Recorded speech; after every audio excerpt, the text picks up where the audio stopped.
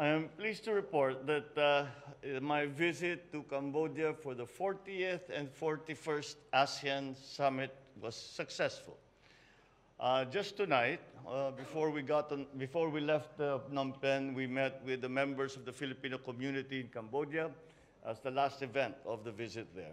I was honored to meet them, and I thank them for their efforts and contribution to our nation's progress and development, as well as that of Cambodia's, because they have been lauded by even the Prime Minister Hun Sen as part of the reconstruction of Cambodia. The Filipinos played a very large part. Of course, I updated them on what is happening in the country right now, the programs, the policies of our administration. And before that, I participated in the 40th and 41st ASEAN Summits and the related summits. For me, it was a very interesting experience because it's the first one that I've been to. I've been to ASEAN Summits before, but certainly not as president. And it was, I can see the value of having these summits because although there isn't a chance to sort of exchange views like possibly like we do. There is a very, very clear way of putting that it is an opportunity for all the member states and our dialogue partners. Meron tayong mga sa ASEAN may kinukuhang iba na kausap din na ibang bansa kahit nasa labas ng Asia. At lahat yan, and they to give their positions, which gives you a very good idea of where things stand, what are the concerns, what is the situation in other places, and all that. And tayo, sa Pilipinas, we also got the opportunity to put forward our position, our plans, and to find ways where we can help each other, where we can coordinate, and all that.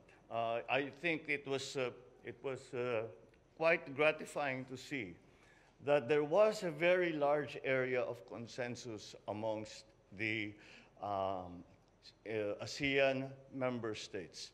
Ganun pare-pareho kasi sa atin, yung food supply, presyo ng fertilizer, presyo ng langis, yun ang inaalala, supply side problems. Parehong-pareho sa atin. Kaya, at saka, bukod pa doon, ay merong nagkakaunawaan lahat ng member states na hindi kaya ng mag-isa. Kailangan magsama-sama, magtulungan. And so that is I think, the most important takeaway from this trip for the ASEAN Summit. And then there were related summits where I met not only with my fellow ASEAN leaders, we discussed ASEAN community building efforts, pressing regional concerns and issues. This included the situation in Myanmar, the developments in the South China Sea, the fighting in Ukraine, the application of Timor-Leste for ASEAN membership, amongst others. We also had summits with some of ASEAN's dialogue partners. The dialogue partners are ASEAN's partners who do not necessarily belong to Southeast Asia or even Asia, but we consult with them, like the United States, like Australia, like New Zealand, Canada even. So that these are who the dialogue partners are. And we had special sessions just for them.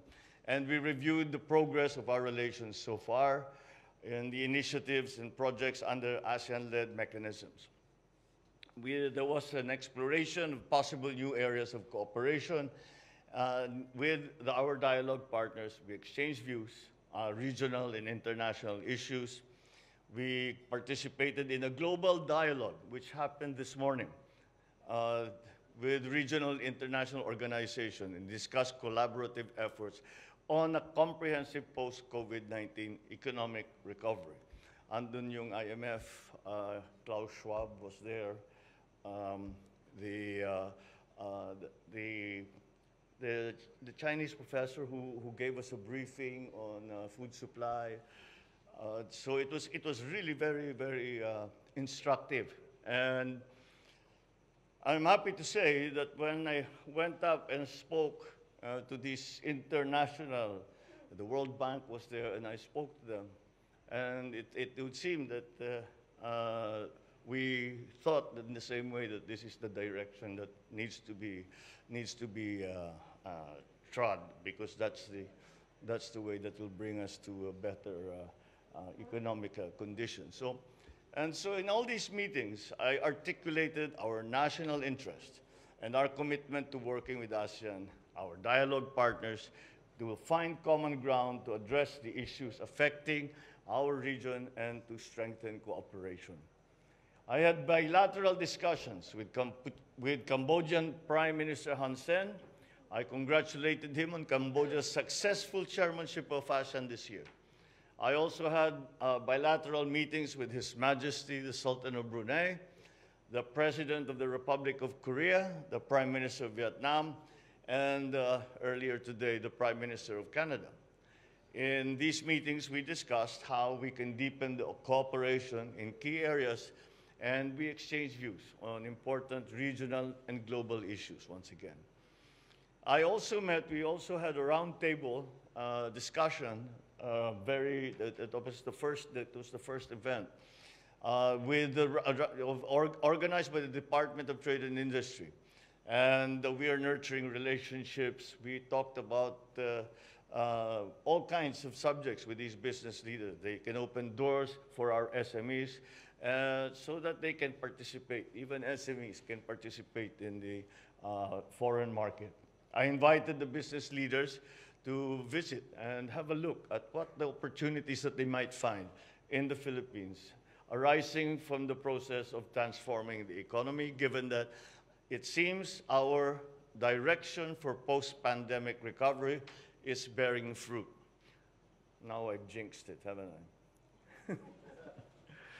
Our discussions touched on collaborations on specific sectors such as food processing, energy, housing, medical care, the manufacture of garments, bags, education, training. We constantly came back to the subject of food security, to see where the private sector can contribute on ensuring that we have a sufficient food supply at prices that ordinary Filipinos can afford. I wish to thank all our cabinet ministers. Kasama natin si Secretary Ricky, Secretary Erwin, Secretary Nides. They were quite overworked throughout the whole time, but that's what it takes to have a fruitful time in our summit with the ASEAN. Our secretaries were ably represented their respective sectors during the summits, and the Philippine Embassy in Phnom Penh, I'd like to thank them as well for all the work that they put in to lay the groundwork and to support us while we were there. I thank also the Cambodian government because they extended a very warm welcome and exhibited some very fine hospitality to the Philippine delegation. We look forward now to working with Indonesia as they are the incoming chair of ASEAN next year.